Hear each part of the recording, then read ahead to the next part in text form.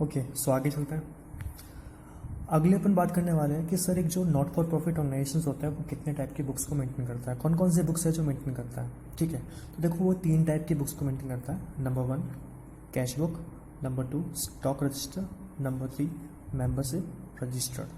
ठीक है, ये जो बुक्स वाला क्वेश्चन है ये इस बार रिसेंटली एग्ज़ाम पूछा गया था फॉर 2 मार्क्स के लिए कि एक जो एमक्यू होता है वो कौन कौन से बुक्स मेंटेन करता है। सो 2 नंबर के लिए क्वेश्चन आया था, तो चलो इसको देखते हैं एक भाई। तो 3 टाइप की बुक्स मेंटेन करता है। Number 1 cash book.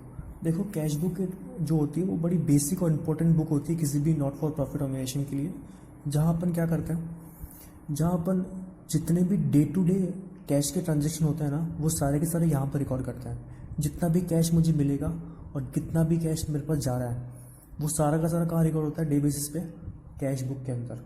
ठीक है, दूसरी चीज़ जब अपन ये चीज़ें रिकॉर्ड करते हैं तो ये हमारी लिक्विडिटी की जो पोजीशन होती है बिजनेस की उसको भी बता के चलता है। ठीक है, number 2 stock register. Stock register में क्या होता है सर, स्टॉक रजिस्टर जैसे कि नाम से पता लगता है कि एक जो बिजनेस होता है, जो एनपीओ होता है, वो अपने स्टॉक के बारे में इंफॉर्मेशन कहाँ मेंटेन करता है, स्टॉक रजिस्टर के अंदर।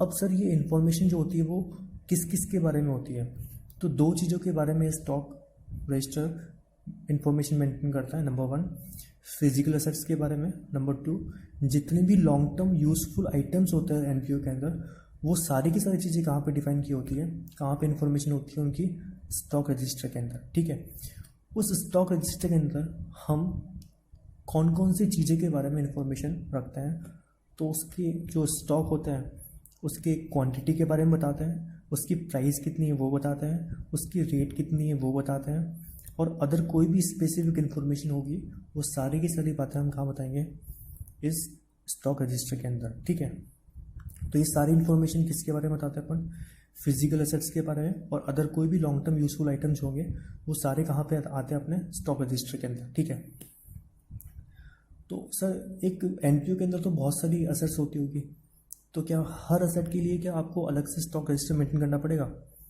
हाँ, अगर अगर आपकी जो नंबर ऑफ़ एक्टिविटीज़ है, नंबर ऑफ़ स्टॉक्स है वो बहुत कम है, तो उस केस में एनपीओ सिर्फ एक ही स्टॉक रजिस्टर मेंटेन कर सकता है।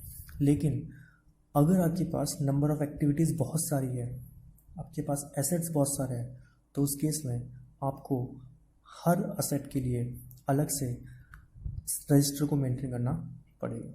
ठीक है, तो ये बात की अपन स्टॉक रजिस्टर के बारे में। अब बात करते हैं मेंबरशिप रजिस्टर के बारे में।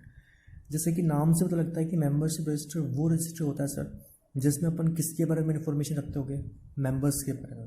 ठीक है, तो एक NPO also maintains a separate membership register in which mention, क्या क्या चीज़ें मेंशन करता है। नंबर 1 मेंबर का नाम क्या है, नंबर 2 मेंबर्स का एड्रेस क्या है, उनका मोबाइल नंबर, उनकी मेल आईडी, और मेंबरशिप फीस क्या है। ये सारी बातें उसमें आके चलती है।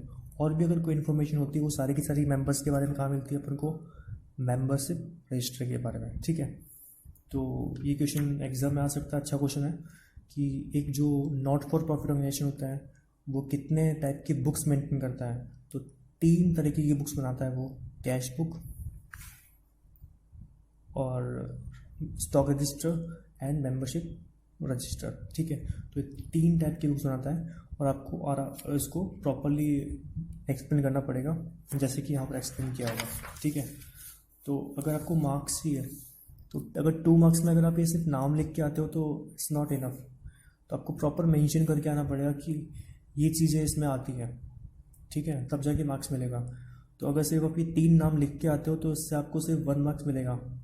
ठीक है, तो ये वो रीजंस है जिस वजह से मार्क्स कटते हैं।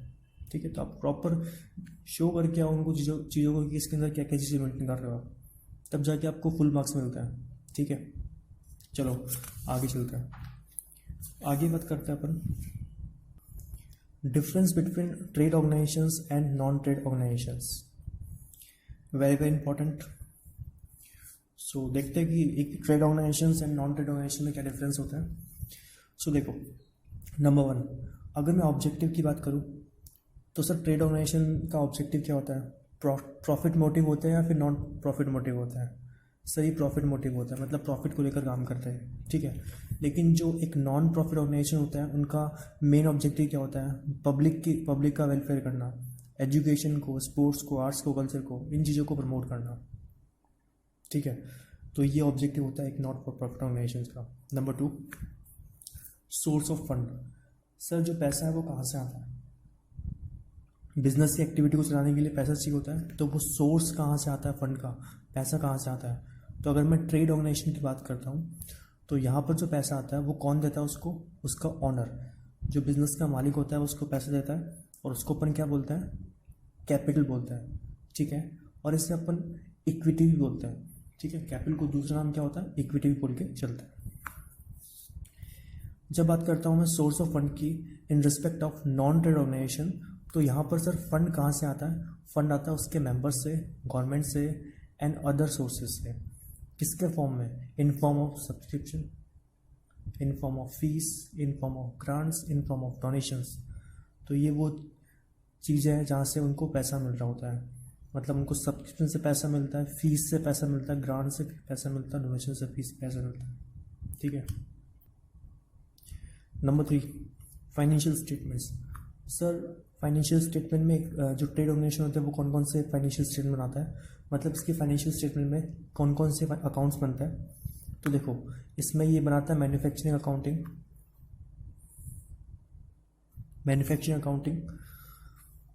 अगर वो एक मैन्युफैक्चरिंग एंटिटी है तो उसको मैन्युफैक्चरिंग अकाउंटिंग बनाना पड़ता है। ट्रेडिंग अकाउंट बनाएगा, statement of profit and loss account बनाता है एंड बैलेंस शीट बनाता है। लेकिन क्या सर एक NPO profit and loss account बनाता होगा? Answer is no. क्यों? क्योंकि वो प्रॉफिट एंटिटी है ही नहीं, तो वो कभी प्रॉफिट एंड लॉस अकाउंट नहीं बनाता है, बल्कि वो क्या बनाता है? Income and expenditure account, receipt and payment account and balance sheet, ठीक है। तो एक नॉट फॉर प्रॉफिट ऑर्गेनाइजेशन कभी भी क्या नहीं बनाता? प्रॉफिट एंड लॉस अकाउंट नहीं बनाता। क्यों? क्योंकि वो एक प्रॉफिट एंटिटी नहीं है, ठीक है। आगे चलता है। 4th, results of activities. देखो एक बिजनेस की एक्टिविटीज़ के थ्रू या तो अपन को प्रॉफिट होगा या लॉस होगा, लेकिन ये प्रॉफिट लॉस कौन सी एंटिटी को हो सकता है? एक ट्रेड ऑर्गेनाइजेशन को या फिर नॉन ट्रेड ऑर्गेनाइजेशन को? सिंपल सी बात है, प्रॉफिट लॉस सिर्फ और सिर्फ ट्रेडिंग ऑर्गेनाइजेशन को हो सकता है। एनपीओ को कभी प्रॉफिट लॉस नहीं होता, बल्कि उनको क्या होता है? सरप्लस या डेफिसिट। ये मैंने बताया था पहले भी, ठीक है। तो देखो ये ट्रेडिंग ऑर्गेनाइजेशन था। Results of the activity is profit और लॉस, मतलब कि एक ट्रेडिंग ऑर्गेनाइजेशन का जो एक्टिविटीज़ का रिजल्ट होता है वो या तो प्रॉफिट होता है या फिर लॉस होता है, ठीक है। If there is excess of income over expenses then it is called what? Profit. इसका मतलब ये है सर कि अगर आपका इनकम ज़्यादा है, किसके ऊपर? किससे ज़्यादा है? एक्सपेंसेस से। तो सिंपल है, अगर आपका इनकम ज़्यादा और एक्सपेंस कम, इसका मतलब प्रॉफिट है लॉस है? सिंपल प्रॉफिट है, ठीक है।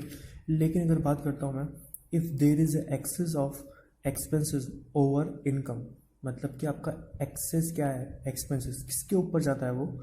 इनकम के ऊपर। तो अगर आपका खर्चा ज़्यादा हुआ और आपका इनकम कम हुआ तो ऑब्वियसली बात है आपका लॉस होने वाला है, तो उसे अपन क्या बोलते हैं? लॉस बोलते हैं, ठीक है। तो ठीक उसी तरीके से अगर मैं एक एनपीओ के अंदर बात करूँ तो if there is excess of income over expenses, तो अगर एक एनपीओ का इनकम ज़्यादा और उसका एक्सपेंस कम है तो वहाँ पर प्रॉफिट होगा क्या? गलत। वहाँ पर प्रॉफिट कभी नहीं होगा, वहाँ पर सरप्लस होगा, ठीक है। क्योंकि अपन प्रॉफिट वर्ड का यूज़ नहीं करते, ठीक है। क्योंकि एनपीओ प्रॉफिट मेकिंग एंटिटी नहीं है कि हम प्रॉफिट वर्ड का यूज़ करें, ठीक है। तो जब भी इनकम के ऊपर अगर एक्सपेंस ज़्यादा है, ठीक है, तो उसका मतलब वो लॉस है, क्योंकि इनकम ज़्यादा एक्सपेंस कम, वो लॉस। तो उस केस में उसको डेफिसिट बोलते हैं या फिर लॉस बोलते हैं? डेफिसिट, क्योंकि एनपीओ कभी भी लॉस का वर्ड यूज़ नहीं करता, ठीक है। तो पहली चीज़, अगर एक्सेस ऑफ इनकम है ओवर द एक्सपेंसेस, मतलब कि आपकी इनकम ज़्यादा एक्सपेंस कम, तो आपको सरप्लस होगा ना कि प्रॉफिट होगा। नंबर 2, अगर आपका एक्सेस है एक्सपेंसेस किसके ऊपर? इनकम के ऊपर, मतलब आपकी खर्च ज़्यादा इनकम कम, तो इसका मतलब आपका डेफिसिट है, आपका लॉस नहीं है, ठीक है। तो ये वर्ड आपको याद रखना है। जब भी अपन इनकम एक्सपेंडिचर अकाउंट बनाएंगे तो वहाँ पर प्रॉफिट एंड लॉस वर्ड का यूज़ नहीं करेंगे, हमेशा सरप्लस एंड डेफिसिट वर्ड का यूज़ करेंगे, ठीक है। एंड लास्ट फिफ्थ वाला पॉइंट सिंपल है, डिस्ट्रीब्यूशन ऑफ प्रॉफिट। कौन सी एंटिटी है सर ऐसी होगी जो प्रॉफिट का डिस्ट्रीब्यूशन कर सकती है? ये अपन एक एनपीओ की जो मीनिंग देखा था उसमें भी समझा था कि एनपीओ कभी भी क्या नहीं करती है, अपने प्रॉफिट को डिस्ट्रीब्यूट नहीं करती है, क्योंकि प्रॉफिट वो कमाती नहीं है।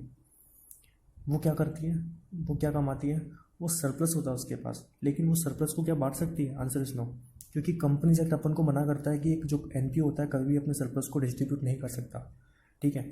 लेकिन क्या एक प्रॉफिट ऑर्गेनाइजेशन अपने सरप्लस को बांट सकता है? सरप्लस नहीं, प्रॉफिट, क्योंकि सरप्लस वर्ड वो यूज़ कौन करता है? एनपीओ यूज़ करता है। प्रॉफिट वर्ड यूज़ कौन करता होगा? एक ऐसी एंटिटी जो प्रॉफिट के ऑब्जेक्टिव से बनी है, ठीक है। तो जो ट्रेडिंग ऑर्गेनाइजेशन होता है वो क्या करता है? प्रॉफिट डिस्ट्रीब्यूट कर सकता है। आंसर इज यस और नो? यस। तो एक जो ट्रेडिंग ऑर्गेनाइजेशन होता है वो क्या करता है? प्रॉफिट को बांट सकता है, ठीक है। लेकिन जो एक नॉन ट्रेडिंग ऑर्गेनाइजेशन होते हैं वो कभी भी अपने मेंबर्स को प्रॉफिट या सरप्लस नहीं बांट सकते। तो ये देखा अपन ने difference between trade organisations and non trade organisations. Okay, आगे चलते हैं। अगला टॉपिक है financial statement of not for profit organisations. Sir एक जो नॉट फॉर प्रॉफिट ऑर्गेनाइजेशन है वो उसके फाइनेंशियल स्टेटमेंट में क्या क्या चीज़ आती है वो देखता है। तो देखो जब भी अपन फाइनेंशियल स्टेटमेंट बनाएंगे किसी भी एनपीओ के तो उसमें तीन चीज़ आती है। पहली चीज़ रिसिप्ट एंड पेमेंट अकाउंट, जो बिल्कुल किस तरीके से होता है? कैश अकाउंट की तरह, ठीक है। एक बनाते हैं अपन इनकम एंड एक्सपेंडिचर अकाउंट, जो बिल्कुल किस तरीके से बनता है?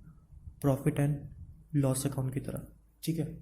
बस सिर्फ नाम बदल दिए गए इनका, लेकिन इनका जो नेचर है एक्सपेंस इनकम वाला, रिसिप्ट पेमेंट वाला, तो सब कुछ सेम है सर, ठीक है। मतलब रिसिप्ट पेमेंट अकाउंट बिल्कुल वैसे बनता है जैसे कि अपन एक कैश अकाउंट बनाते हैं। एक जो इनकम एक्सपेंडिचर अकाउंट बिल्कुल वैसे बनता है जैसे अपन प्रॉफिट एंड लॉस अकाउंट बनाते हैं। मतलब डेबिट में क्या क्या बुक करते हैं अपन? एक्सपेंसेस। क्रेडिट में क्या बुक करते हैं अपन? इनकम्स, ठीक है। वैसे ही कैश अकाउंट में जिस तरीके से अपन डेबिट में क्या लिखते थे? जितना अपन को रिसीव होता है वो, और अपन क्रेडिट में क्या लिखते थे? जितना अपन को पेमेंट किया वो। ठीक उसी तरीके से रिसीव पेमेंट अकाउंट में भी होता है। डेबिट साइड में सारी वो चीज़ें आती है जहाँ जो अपन पेमेंट अपन को मिलता है, और क्रेडिट साइड में वो चीज़ आती है जो अपन ने पेमेंट कर रहा है एनपीओ के थ्रू, ठीक है। और बैलेंस शीट तो सेम होती है जो अपन बनाता है आगे तक, ठीक है।